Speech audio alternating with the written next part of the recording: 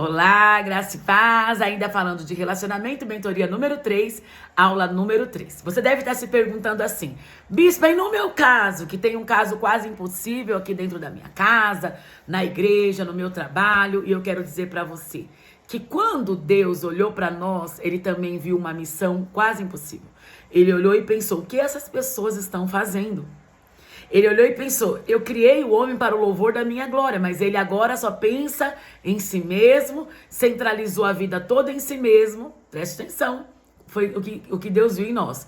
E de repente, o homem que havia sido criado para o louvor da glória do Senhor, para o relacionamento com Deus, agora está vivendo longe de Deus. Entendeu? Sem unidade, sem união.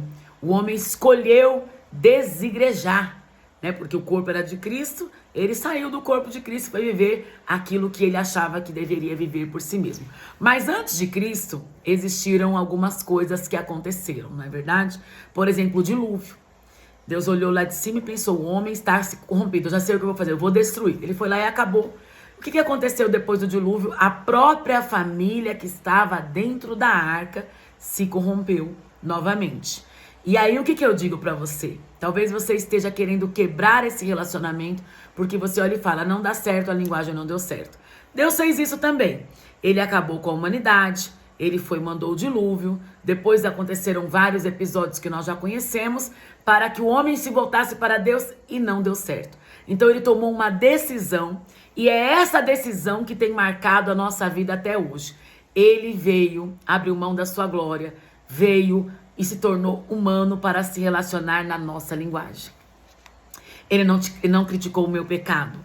Ele não colocou mais água para destruir todas as coisas. Ele não mandou mais profetas. Ele, por si mesmo, ele veio fazer o papel. E é isso que eu quero te convidar. A você abandonar a sua glória, abandonar o seu lugar de soberania, sabe? Eu sou poderosa, eu sou uma mulher extraordinária. E você descer na linguagem do outro. E esse amor nos constrangeu ao ponto de nós acharmos e termos a audácia de dizer, eu aceitei Jesus. Quando na verdade você só olhou para ele e se identificou. Você olhou e falou, ele carregou os meus pecados. Ele abriu mão de sua glória por mim. Que sensacional linguagem de amor, hein? A linguagem que atrai é a linguagem do abandone a si mesmo. Pegue sua cruz e me siga. Porque foi isso que ele fez. Ele abandonou tudo aquilo que era glorioso para se tornar uma pessoa como nós. Então nós precisamos deixar a nossa natureza pecaminosa, porque é ela que aponta para a nossa vontade. A nossa natureza pecaminosa que faz você achar que aquilo que você pensa é maior do que o plano. Sabe? Se a família é o plano de Deus, o que me faz ter a audácia de achar que não, eu vou acabar com isso aqui? Sabe? Nós precisamos voltar àquilo que é verdadeiro e original. Quando Adão pecou, Deus não o abandonou. Deus estava lá, dia, hora e lugar para se relacionar. Para viver a unidade, nós temos que ir lá para Efésios capítulo 4, versículo 2 e 3. E o apóstolo Paulo, ele nos ensina como viver uma vida de unidade. Ele fala assim, ó, suporte uns aos outros. Tá lá em Efésios capítulo 4, no versículo 2 e 3. Ele fala, seja humilde, seja dócil, seja paciente. E o mais importante de Efésios 4, 2 e 3 é que ele fala, se esforce para conservar a unidade do Espírito pelo vínculo da paz. Então, na tua carnalidade, no teu raciocínio humano, você não vai conseguir. Precisa ter um raciocínio lógico daquilo que a Bíblia diz para nós, daquilo que a Bíblia aponta para nós. Os relacionamentos, o que ela diz? Ela diz que eu devo me esforçar.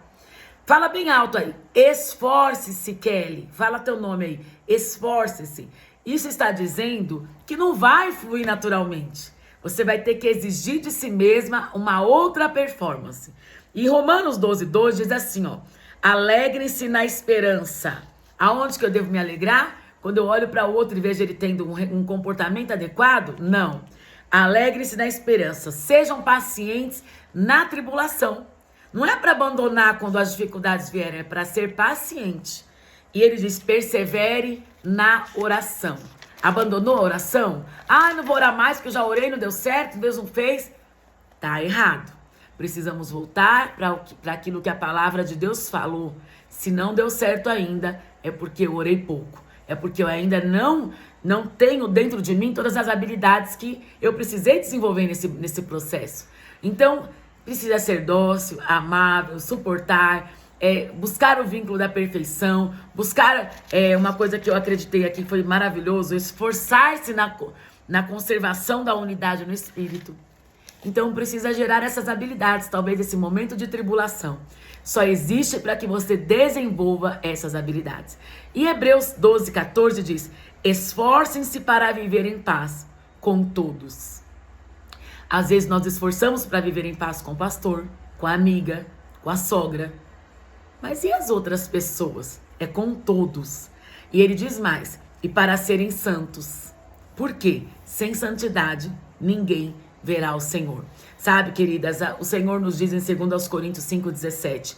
E assim, se alguém está em Cristo, é uma nova criatura. Ele não está falando do novo homem, está dizendo do velho mesmo. É uma nova criatura. Sabe? Às vezes a gente olha para uma pessoa e a gente fala, a pessoa é um espírito vivo, mas naquele momento ela está com comportamentos de criatura. Então, você também pode ser uma nova criatura. E ele ainda diz mais: as coisas velhas se passaram, eis que tudo se fez novo. Deus abençoe.